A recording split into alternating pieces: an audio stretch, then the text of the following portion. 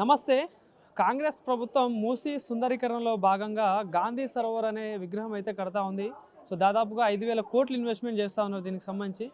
So ఈ నేపథ్యంలోనే దాదాపుగా మూసీ పక్కనున్న కొన్ని అయితే ఏదైతే 500 మీటర్ల లోపు ఉన్న ఏరియాలన్నింటినీ కూడా ల్యాండ్ అక్విజిషన్ చేస్తూ ఉంది. సో ప్రధానంగా ఏదైతే ఇక్కడ ఈసా నది పక్కనున్న మధు పార్క్ రిడ్జ్ అనే అపార్ట్మెంట్ దగ్గర అయితే ఉన్నాం.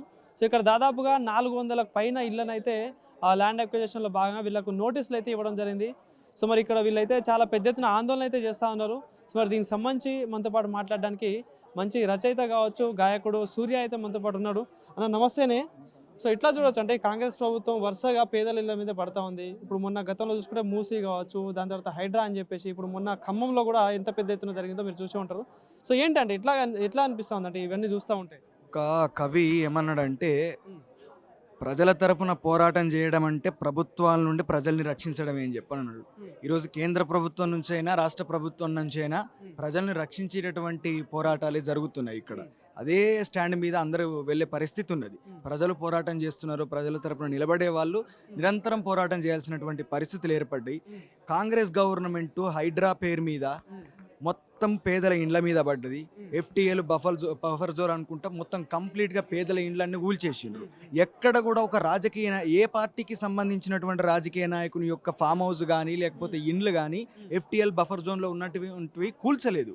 మీరు చూడండి, అందరూ ప్రతి పార్టీ బీఆర్ఎస్ కావచ్చు, బీజేపీ కావచ్చు, కాంగ్రెస్ కావచ్చు, షార్ట్గా వెనకాల పరదెనకాల అందరూ దోస్తులే, బయటనే తన్నుకుంటారు. అది ప్రజలకు అర్థం కాదు. కాబట్టి ఆ నాటకాన్ని నమ్మినంతసేపు ప్రజలు మోసపోతూనే ఉంటారు. ఇక్కడ కూడా గట్లే మోసపోయినరు. ఇక్కడ కూడా ఏంటంటే ఈరోజు ఈ అపార్ట్మెంట్సే చూసుకుందాం. ఇది ఇక్కడ చూసుకుంటే మనం ఒక్కసారి మీరు చూపిస్తే కూడా తెలుస్తుంది. దగ్గర ఒక 500 కుటుంబాలు ఇక్కడ ఉంటాయి. ఎక్కువ మంది ఈ అపార్ట్మెంట్స్లో ఉన్న వాళ్ళు ఎక్స్ సర్వీస్ మెన్స్, ఆర్మీలో పనిచేసిన వాళ్ళు ఒక 500 మంది ఇక్కడ ఉండేటోళ్ళు ఉంటారు. ఒక 2,000 మంది దాకా ఇక్కడ జీవనం కొనసాగిస్తున్నారు. ఎక్కువ శాతం మంది వృద్ధులు ఉంటారు. వీళ్ళందరూ కూడా జీవితాంతం కష్టపడి కొనుక్కున్నటువంటి పైసా కూడబెట్టి కొనుక్కున్నటువంటి వ్యక్తులు వీళ్ళందరూ కూడా. అట్లాంటిది ఇక్కడ నీకు ఈరోజు తప్పు కనబడుతుంది. ఈరోజు అభివృద్ధి పేరు మీద, సుందరీకరణ పేరు మీద, లేకపోతే గాంధీకి కటౌట్ పెడతామని చెప్పి ఈ రకంగా భూములు గుంజుకోవడం అనేది వీళ్ళని అవమానించినట్టే కదా. ఇక్కడ ఆర్మీ వాళ్ళను, ముఖ్యంగా దేశానికి సేవ చేసినటువంటి అనేక మందిని ఈ రకంగా ప్రాణాలకు తెగించి సేవ చేసినటువంటి వాళ్ళను అవమానించినట్టే కదా ఇక్కడ. లేకపోతే మేము ఇంకొక ఆల్టర్నేట్ చూపిస్తామంటే, నువ్వు ఇంతకుముందు పేదల ఇండ్లు కూల్చిన వాళ్ళకి ఆల్టర్నేట్ చూపెట్టినావా? ఇప్పుడు గతే లేదు వాళ్ళకు. ఎట్లా నమ్ముతాం నిన్ను? అసలు నమ్ముడు కాదు. నువ్వు ఒక కటౌట్ పెట్టడానికి నువ్వు ఇక్కడ ఈ రోజు ఇది కూల్చడం ఏంది? గాంధీ ఫ్యామిలీలో ఉన్న వ్యక్తే వద్దు, ప్రజల్ని ఇబ్బంది పెట్టొద్దు, అదే గాంధీ ఉండేట అసలు దీన్ని సహించేటోడు కాదని చెప్పేసి గాంధీ మనోడే చెప్తా ఉన్నాడు. సో వీళ్ళేందన్న మరి అంతే కదా. గాంధీ తెలియనుడు ఎవడున్నాడన్న దేశంలో? గాంధీ తాత విగ్రహం లేనటువంటి ఊరు కానీ పల్లె కానీ ఎక్కడ ఉన్నదా? లేదు కదా. ప్రతి ఒక్కరికి తెలుసు. నువ్వు పెద్ద విగ్రహం పెట్టి గాంధీకి ఇలా కొత్తగా గుర్తింపు ఇవ్వాల్సినటువంటి అవసరం లేదు. ఇది కేవలం ఏంటంటే దీని చుట్టూ రంగు ఒక రియల్ ఎస్టేట్ వ్యాపారం, వాళ్ళ యొక్క అనుచరుల వర్గం కూడా, వాళ్ళ బంధువర్గం అంతా ఉన్నది. కాబట్టి ఈ ల్యాండ్ ఎక్వైజేషన్ వాళ్ళు చేసుకుంటున్నారు. అసలు ప్రభుత్వం చేస్తున్న ల్యాండ్ ఎక్వైజ్ అనేది రేవంత్ రెడ్డి సొంతంగా ఆయన రియల్ ఎస్టేట్ వ్యాపారస్తుడు కాబట్టి ఆయన ప్రభుత్వాన్ని కూడా ఒక వ్యాపార కేంద్రంగా భావిస్తున్నాడు, ఒక వ్యాపారంగా భావిస్తున్నాడు ప్రభుత్వాన్ని కూడా. అందుకోసం అని చెప్పి అతని అనుచర వర్గంతో దీని చుట్టూ ఉన్నటువంటి ల్యాండ్స్ను కొనిపించి సో వాళ్ళకు ఆర్థిక లబ్ధి చేకూర్చే విధంగా ప్రయత్నాలు కొనసాగిస్తున్నాడు. చాలా వరకు సక్సెస్ అవుతున్నాడు రేవంత్ రెడ్డి. ఒక రియల్ ఎస్టేట్ వ్యాపారి ప్రభుత్వంలోకి వస్తే ఎట్లుంటుందా అనేది మనం ఈరోజు కళ్ళతోటి చూస్తున్నాం, ఎగ్జాంపుల్ చూస్తున్నాం. సో ఇక్కడ కూడా గాంధీ విగ్రహం ఈరోజు కొత్తగా పెట్టాల్సినటువంటి అవసరం లేదు. ఇది ఇంకొకటి ఏంటంటే, ఇక్కడ ఒక గ్రేటెస్ట్ ఎకనామికల్ ఈకోసిస్టమ్ ఉంది ఈ ఒక అపార్ట్మెంట్స్.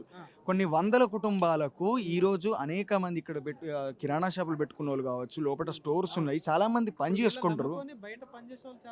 అందుకే అంటున్నాం, ఒక ఎకనామికల్ ఈకోసిస్టమ్ అనేది దీని చుట్టూ ఉంది. కొన్ని కుటుంబాలు బ్రతుకుతున్నాయి. కాబట్టి ఇక్కడ ఈరోజు మనం దాన్ని ఆ చైన్ సిస్టమ్ని బ్రేక్ చేసే విధంగా వాళ్ళ యొక్క ఉపాధిని దెబ్బతీసే విధంగా కూడా రేవంత్ రెడ్డి చేస్తున్నాడు. కేవలం ఇదే అని కాదు, ఈ ఏరియా చుట్టూ రంగు ఉన్నటువంటి ల్యాండ్స్ అన్నింటిని కూడా దగ్గర 200 ఎకరాలు ఏమో అక్వైజ్ చేస్తున్నారట. ఒక విషయం ఏంటంటే, మూసీ నదిని సుందరీకరణ అనేది ఒక పెద్ద ఫ్రాడ్. ఎందుకు ఫ్రాడ్ అంటే, హైదరాబాద్లో ఎక్కడైతే హిమాయత్ సాగర్ లోపల స్టార్ట్ అయినటువంటి, అంటే మొత్తం అనంతగిరి నుంచి వచ్చి హిమాయత్ సాగర్లో కలిసి ఆ తర్వాత స్టార్ట్ అయ్యేటటువంటి మూసీ నది వలిగొండ అవతల వెనుక ఉడపల్లి వరకు కూడా మీరు ఒక్కసారి నీళ్ళని చూస్తే కంప్లీట్గా నల్లగా ఉంటాయి. మొత్తం హైదరాబాద్లో ఉన్నటువంటి ఇండస్ట్రియల్ వేస్టేజ్, బయోకెమికల్ వేస్టేజ్ మొత్తం కూడా ఇంట్లో కలుస్తున్నది. ఇంట్లో కలిసినప్పుడు మూసీ నదిలో కలిసినప్పుడు ఫస్ట్ దాన్ని కలవకుండా చేసుడు కదా సుందరీకరణ అంటే. ప్యూరిఫై చేయాలి, వాటర్ని ప్యూరిఫై చేయాలి, సాయిల్ని ప్యూరిఫై చేయాలి, పూడికలు తీయాలి. ఎక్కడ పూడికలు తీసినాను, ఎక్కడ పూడికలు తీయాలి? ఎక్కడ కూడా మూసీ నది నిజంగా అసలు దాంట్లో ఉన్నటువంటి సెడిమెంట్ని కానీ అందులో ఉన్నటువంటి చెత్తను కానీ ఏరివేసే ప్రయత్నం ఎక్కడ చేసినావా? డంప్ చేయకుండా బయోకెమికల్, అరే ఇదంతా మొత్తం కూడా ఇళ్ళనే మురికాల లెక్క చూస్తున్నారు కదా దీన్ని. దీన్ని ఏం సుందరీకరణ చేస్తూ శవానికి అలంకారం చేసినట్టు, సచ్చినటువంటి శవానికి మంది మెడల నగలు తీసి శవానికి అలంకరించినట్టు వీళ్ళ యొక్క బ్రతుకులే నాశనం చేసి, వీళ్ళ ఆస్తుల్ని నాశనం చేసి, పేదల ఇండ్లను కూల్చేసి వాళ్ళ దాంతో ఈ మూసీ నది సుందరీకరణ చేస్తామంటే తప్పు కదా. దాదాపుగా 5,000 కోట్లు ఇన్వెస్ట్మెంట్ చేస్తున్నారని చెప్పేసి న్యూస్ అయితే వాళ్ళు అయితే చెప్పుకోవడం జరిగింది. అంటే రాష్ట్రంలో ఇంత ఇన్వెస్ట్మెంట్ చేయడానికి కావచ్చు, అసలు సమస్యలే కనిపిస్తలేవా? మేము ఎన్నో రోజుల నుంచి అది మొత్తుకుంటున్నాం. రేవంత్ రెడ్డి ఏమన్నాడు, చాలా కారడ్డంగా మాట్లాడండి కదా, ఎవరన్నా విద్యారంగాన్ని మెరుగుపరచండి, విద్యారంగ సమస్యలను తీర్చండి, రాష్ట్ర వ్యాప్తంగా బడులన్నీ కూడా ఓ శిథిలావస్థకు ఉల్లిగడ్డ బాంబు పెడితే కూలిపోయేటట్టున్నాయి, హాస్టల్స్ కూడా అట్లే ఉన్నాయి, బీసీఎస్సీ హాస్టల్స్లలో ఎట్లాంటి పరిస్థితులు ఉన్నాయి మొన్న మీరు కూడా చూపెట్టారు కదా, ఇట్లాంటి పరిస్థితులు ఉన్నాయి, వాటిని పట్టించుకోండి అని చెప్పారంటే బజార్లో పోయి నిలబడితే రూపాయి అప్పు పుడతలేదు, మీరు ఎక్కడన్నా పుట్టించుకరారి, మీకు కోసిన అత్తలేవు అని చెప్పి కారాటం మాట్లాడి ముఖ్యమంత్రి. నేను ముఖ్యమంత్రి చెప్తా ఉన్నా, మరి నీకు 25,000 కోట్ల రూపాయలు మూసి సుందరీకరణకు ఇక్కడ విగ్రహం పెట్టడానికి 5,000 కోట్ల రూపాయలు ఏ జేబులోకి వెళ్ళి వచ్చినాయి, ఎవరిని కొత్త వచ్చినాయి, ఎట్లా ఏడ నిలబడి అడక తింటే వచ్చినాయి అని చెప్పి మేము అడుగుతాం కదా. మరి అదే రకంగా ఈరోజు విద్యారంగ సమస్య కావచ్చు, తాగునీళ్ళ సమస్య కావచ్చు, వ్యవసాయ రంగ సమస్యలు అనేకం ఉన్నాయి, పత్తి రైతుల సమస్యలు కావచ్చు, అటు పోతే మన సిరిసిల్ల ఇంకా ఉరిసిల లెక్క ఉన్నది, రాష్ట్ర వ్యాప్తంగా అనేక సమస్యలు ఉన్నాయి. ఆ సమస్యలను పట్టించుకునేటటువంటి అరే వైద్యం విషయం లోపటన్నా ఒక్క గవర్నమెంట్ హాస్పిటల్ లోపల కనీస వసతులు లేవు. మొత్తానికి ప్రాథమిక ఆరోగ్య కేంద్రాలు ఒకసారి మీరు ఎక్కడన్నా గోదావరి బెల్ట్ లాంటి ప్రాంతాలకు పోయి చూస్తే గుడిసెలు ఉంటాయి అన్నవి, అందులో డాక్టర్ జస్ట్ బోర్డు ఉంటుంది, ఏదో పేపర్ మీద కదా అనాథాశ్రమాలు ఉన్నట్టు, కొన్ని ఫ్యాబ్రికేటెడ్ షెల్ కంపెనీస్ ఉన్నట్టు ఏదో బోర్డు ఉంటుంది అంతే, అందులో అంతే కదా. అందులో ఎవడున్నాడు అక్కడ, కనీసం నీ ఫస్ట్ ఎయిడ్ చేయడానికి కిట్ కూడా ఉండదు. ఫస్ట్ ఎయిడ్ కిట్ లేనటువంటి ప్రాథమిక ఆరోగ్య కేంద్రాలు ఉంటే, డాక్టర్లు లేనటువంటి మండల కేంద్రం లోపల ఉన్నటువంటి ప్రభుత్వ ఆసుపత్రులు ఉంటే, ఎక్విప్మెంట్ లేనటువంటి జిల్లా కేంద్రాలు ఉంటే సివిల్ హాస్పిటల్స్ అట్లా తయారైపోయినాయి. అంత దుర్మార్గంగా వైద్య విధానం అనేది అట్లా ఉన్నది. దాంట్లో మార్పులు తీసుకురారు, దాని గురించి పట్టించుకోరు. అరే ఒకసారి మనము నీలోఫర్ క్యాన్సర్ ఆసుపత్రికి పోతే ఎట్లాంటి దృశ్యాలు చూస్తామన్నా, ఒకసారి నిమ్స్కి పోయినా ఎట్లాంటి దృశ్యాలు చూస్తాము, గాంధీ హాస్పిటల్కి పోతేనైతే ఇక్కడ 5 నిమిషాలు ఉండగలుగుతామన్నా మనం. అట్లాంటి పరిస్థితులు ప్రతి జిల్లా కేంద్రాల్లో ఉన్నటువంటి ఆసుపత్రులలో ఉన్నాయి, వాటిని పట్టించుకుంటలేవు. గాంధీ కోసం అంతా చేయాల్సి ఉంటుంది, అదే గాంధీ పేరుతో హాస్పిటల్ చేయొచ్చు కదా, ఇంత ఇన్వెస్ట్మెంట్. అదే కదా, ఇది చాలా గొప్ప ప్రశ్న. నిజంగా గాంధీకి గౌరవం ఇయ్యదలుచుకుంటే, గాంధీ మునిమనవడు చెప్పినట్టు గాంధీ పేరు మీద మంది కొంపలు కూల్చకురు మీరు, అది గాంధీకే చెడ్డ పేరు అని చెప్పినట్టు, గాంధీ పేరు మీద ఉన్నటువంటి హాస్పిటల్ ఏదైతే ఉందో దాన్ని పునరుద్ధరించండి, దాన్ని కంప్లీట్గా రెనోవేట్ చేయండి, దాంట్లో కంప్లీట్గా ఎక్విప్మెంట్ పెట్టండి, డాక్టర్ని పిలిపించండి, అక్కడ ఇంకొక 3-4 వేల బెడ్స్ ఏర్పాటు చేయండి, కొత్త బ్లాక్స్ కట్టండి. ఎక్కడెక్కడ నుంచో లక్షలాది మంది ప్రజలు అక్కడికి వస్తున్నారు కాబట్టి వాళ్ళందరికీ కూడా కాస్తో కూస్తో కొంచెం అట్లా ఉండటానికి కేంద్రాలు ఏమన్నా ఏర్పాటు చేయండి, వైద్య విధానాన్ని కంప్లీట్గా ప్రక్షాళన చేయండి, అప్పుడు వైద్య వ్యవస్థను అప్పుడు గాంధీ పేరును నిలబెట్టిన వైద్యు. ఇప్పుడు వరంగల్లో ఎంజిఎం మహాత్మా గాంధీ హాస్పిటల్, ప్రతి జిల్లాలో గాంధీ పేరు మీద హాస్పిటల్ ఉన్నాయి కదా, గాంధీకి గౌరవం అప్పుడు దక్కుతుంది. ప్రతి జిల్లా కేంద్రం లోపల ఉన్నటువంటి హాస్పిటల్ను బాగు చేసిన నాడు గాంధీకి నిజంగా గొప్ప నివాళి ఇచ్చినట్టు. నువ్వు విగ్రహాలు పెడితే కాదు, నోట్ల మీద ముద్రించితే కాదు, గాంధీ కోరుకున్నటువంటి గ్రామ స్వరాజ్యం అని చెప్పి మనం ఏదైతే మాట్లాడుకుంటామో, గ్రామాల లోపల విద్యను వైద్యను అభివృద్ధి చేసి అప్పుడు గాంధీ పేరు నిలబడుతుంది, అప్పుడు గాంధీ అనుకున్నటువంటి లక్ష్యాలు నెరవేర్చినట్టు, గాంధీ ఆశ బాటలు మీరు నడిచినట్టు అవుతుంది అని చెప్పి రేవంత్ రెడ్డి చెప్తున్నాం. ఈరోజు రాహుల్ గాంధీ కూడా ఒకసారి ప్రశ్నించుకోవాలి. రాహుల్ గాంధీకి ఇది గాంధీ మునిమనవనికి కనబడ్డటువంటి విషయం రాహుల్ గాంధీకి ఎందుకు కనబడతలేదు అని చెప్పి ఒకసారి మనం ప్రశ్నించుకోవాలి. మేము వాళ్ళని కూడా ప్రశ్నిస్తున్నాం, రాహుల్ గాంధీని కూడా అడుగుతున్నాం. చేతుల భారత రాజ్యాంగం బుక్ పట్టుకొని డెమోక్రసీ అని చెప్పి ఊకదంపుడు ఉపన్యాసాలు ఇచ్చుకుంటా షో ఆఫ్ చేసుకుంటా తిరుగుడు కాదు. అసలు డెమోక్రసీ నీ పార్టీ అధికారం లోపల ఉన్నటువంటి రాష్ట్రం లోపల ఏం జరుగుతుంది, డెమోక్రసీ అమలు అవుతున్నదా లేదా అన్నటువంటి విషయం రాహుల్ గాంధీ పట్టించుకోవాలి. తెలంగాణలో పాలన మంచిగా జరుగుతుంది అని చెప్పేసి రాహుల్ గాంధీ అప్రిషియేట్ చేసినట్టు రేవంత్ రెడ్డి వీళ్ళు కాంగ్రెస్ వాళ్ళు చెప్పుకుంటారు కదా. ఎవరిని డప్పు వాడు కొట్టుకుంటాడు, మరి డెఫినెట్గా కొట్టుకుంటారు కదా. ఎవరు బీజేపీ చెప్పుకుంటలేదా? మొత్తం ఉన్న రాష్ట్రాలన్నింటి లోపల అరాచకాలు సృష్టించుకుంటా గుజరాత్లో అభివృద్ధి జరిగింది, ఉత్తరప్రదేశ్లో అభివృద్ధి జరిగింది, అన్నిట్లలో ఎక్కడ బీజేపీ ఎమ్మెల్యే గెలిస్తే మా కాన్స్టిట్యున్సీలో మొత్తం మేమే అభివృద్ధి చేసినాం, మేము వచ్చినాకనే అన్న వచ్చినా ఇక్కడ అభివృద్ధి వచ్చిన అనేది వచ్చింది నేను వాళ్ళు చెప్పుకుంటారు. ఎవడే నేను తప్పు చేసినా అని చెప్పుకుంటాడు అన్న. ఎవరు కూడా తప్పు చేసినా అని ఎవరు కూడా చెప్పుకోరు. కాబట్టి సరే ఏది ఎట్లా చెప్పుకున్నా ఇక్కడ మాత్రం ఒక్క విషయం ఏంటంటే, ముందుగాల ఎవరికైతే ఇప్పటి వరకు హైడ్రా పేరు మీద కూల్చిరో, ఇండ్లను కూల్చిరో, పేదలను అన్యాయం చేసిరో వాళ్ళకు న్యాయం చేయాలి. ఎట్ ఏ టైం ఫస్ట్ మూసీని ఇంటర్నల్గా ప్రక్షాళన చేయాలి.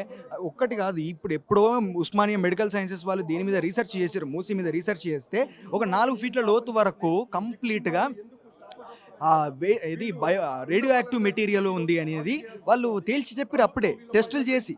అక్కడ ఉన్నటువంటి సైంటిస్టులు ఒక 4 ఫీట్ల లోతు వరకు అంత సెడిమెంట్ ఉన్నది, కంప్లీట్గా రేడియో యాక్టివ్ మెటీరియల్ ఉందని చెప్పినప్పుడు ఇంత దుర్మార్గంగా వాళ్ళు ఇప్పుడు 30 సంవత్సరాలు అవుతుంది ఇండస్ట్రియలైజేషన్ ఇంకా కంప్లీట్ పెద్ద స్థాయిలో కాకముందే వాళ్ళు ఆ విషయం చెప్పారు. మరి దాని గురించి ఎప్పుడన్నా రిపోర్ట్ను చూసినావా, పట్టుకున్నావా? ఇంకోటి ఇప్పుడు మూసి మొత్తం ఇంత అక్కడ నుండి ఇక్కడ వరకు పెద్ద కాలువ ఉంది, కానీ కింద చేయాల్సింది ఫస్ట్ పైన చేయాలి కదా. నువ్వు పైన నుండి చేసుకుంటూ వస్తే అదొక డైరెక్షన్ ఉంటుంది, కానీ కింద చేసుకుంటే కింద నుండి ఎవరు పోతారు? కింద నుండి అంటే పూడికలు తీయాలి ఫస్ట్. ఇక్కడ మొత్తం చెత్త ఉన్నది. మీరు ఒక్కసారికి పక్కకే ఉన్నది కదా, ఒకసారి మనం విజువల్ కూడా చూసుకుంటే ఎట్లుంటాయంట, మోరలా నీళ్ళు నల్లగా ఉంటాయి, నదిలో ఎట్లుంటాయి, నదిలో ఎట్లుండాలి, తెల్లగా ఉండాలి, తేటగా ఉండాలి, తీసుకొని తాగేటట్టు ఉండాలి. మూసీ నదిలో తీసుకొని తాగు. నువ్వు సుందరీకరణ దేనికి చేసుడు అవసరమా? అరే నీళ్ళెళ్ళవు, ఏడికెళ్ళి తిప్పుతాడన్న బోట్లు. నీళ్ళే మురికి నీళ్ళలో బోట్లు తిప్పుతాడు, ఎవడెక్కుతాడన్న బోటు? ఇప్పుడు ఒక్క విషయం ఏంటంటే, నేను ఇంతకుముందు చెప్పినట్టు శవానికి అలంకారం చేసుడు తప్పించి ఇంకొకటి కాదు. ఇక్కడ ఇలా నీళ్ళేలు, మూసి నదిలో నీళ్ళే ఉండయి. మూసి నదే ఉండదు అసలు. గటేటు పోతే మోరు లెక్క ఉంటుంది, పెద్ద మోరు లెక్క ఉంటుంది. మూసి నది ఎక్కడ ఉన్నదన్న? ఇప్పుడు ఇది ఏమన్నా నది లెక్క ఉన్నదా? మురికాలువ లెక్క ఉన్నది. ఎవడు పట్టించుకోలేదు దాన్ని. నది ఎంత ఎడల్పు ఉంటుంది అన్న? 2 కిలోమీటర్ల ఎడల్పు ఉంటుంది నది. ఇక్కడ ఇది నదే అంటారా? దీంతో నువ్వు బోట్లు పెట్టి తిప్పుతావు. ఆడికిడికి ఏది ఓడపల్లి దాకా తిప్పుతాడు అట్లా. ఏడికన్నా గట్టుగా చాదర్ఘాట్ ఏరియాకు పోతే పెద్ద మోరు ఉన్నట్టు ఉంటుంది. ఏం చెప్తావే అంటే ఇప్పుడు, ఎందుకంటే ఇప్పుడు మొన్న బఫర్ జోన్లో అని చెప్పేసి వాళ్ళ తమ్ముడో అన్నదో ఆయనది కూడా బఫర్ జోన్లో, దానికి ఎలాంటి నోటీసులు లేవు. ఫాతిమా కాలేజ్ దానికి లేవు. ఇట్లా చాలా ఉన్నాయి బిల్డర్స్, పెద్ద పెద్ద బిల్డర్స్లో వాటి జోలికి పోకుండా ఎందుకు పేదల మీదే పడతా ఉన్నారంటే ఏం చెప్తారు? ఫైనల్ ఈ రోజుకి పోరు అస్సలు పోడు. రేవంత్ రెడ్డి ఏ పార్టీ లోపల ఉన్నటువంటి రాజకీయ నాయకుడు FTL బఫర్ జోన్లో కట్టుకున్నటువంటి ఇండ్ల జోలికి, ఫామ్ హౌస్ల జోలికి రేవంత్ రెడ్డి అనేటోడు పోడు. ఈవెన్ KTR మీద కూడా పోడు. KTR కూడా ఉన్నది కదా, KTR మీదకి కూడా ఆయన పోడు. ఎందుకు పోడు అని చెప్పానంటే, వాళ్ళు లోపాయకారి. వాళ్ళందరూ అరే కవిత అవును రేవంత్ రెడ్డి రియల్ ఎస్టేట్ వ్యాపారంలో కూడా భాగస్వాములు అన్న, వాళ్ళు ఎందుకు పోతారు? వాళ్ళు ఏంటంటే మీదికి ప్రజలు మభ్యపెట్టడానికి మీదికి తిట్టుకుంటారు. లోపల వాళ్ళకు ఉండే దోస్తాన వాళ్ళకు ఉంటుంది. వాళ్ళందరూ సోపతిగానిలే, వాళ్ళందరూ దోస్తులే. కాబట్టి ఇక్కడ మనం అర్థం చేసుకోవాలి, ప్రజలు తిరగబడాలి. 25,000 కోట్ల గురించి 25,000 కోట్లు వెచ్చించి ఈరోజు మూసి సుందరీకరణ చేస్తూ ఉంటున్నాడు రేవంత్ రెడ్డి. అదే విద్య గురించి, వైద్యం గురించి అడిగినప్పుడు మాత్రం బజార్లకు పోయి నిలబడితే రూపాయి ఎత్తలేదని చెప్పని అన్నాడు. మరి ఇది ఫ్రాడ్ కదా అని చెప్పి ఆ వాస్తవ విషయాన్ని ప్రజలు అర్థం చేసుకొని తిరగబడాలి. ఇట్లా ప్రతి జిల్లా లోపల కూడా రేవంత్ రెడ్డి ఇదే విధంగా ప్రవర్తిస్తున్నాడు. అతని అనుచర వర్గం కూడా ఇదే విధంగా అహంకారాన్ని కూడా ప్రదర్శిస్తున్నది.